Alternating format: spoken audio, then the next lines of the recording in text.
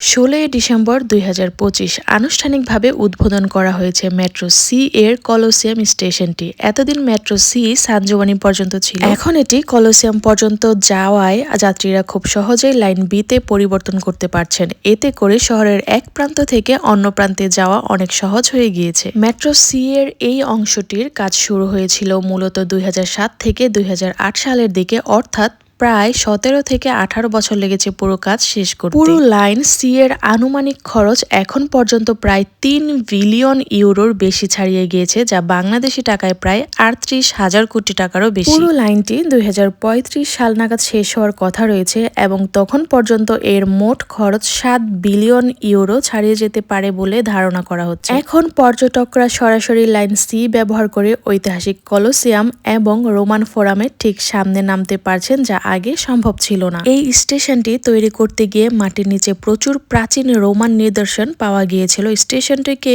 এমনভাবে ডিজাইন করা হয়েছে যাতে এটি একটি ছোটখাটো জাদুঘরের মতো মনে হয়। যাত্রীরা যাতায়াতের পথেই কাচের শোকেসে সাজানো প্রাচীন ভাস্কর্য, তৈজসপত্র এবং প্রত্নতাত্ত্বিক নিদর্শনগুলো দেখতে পাচ্ছেন।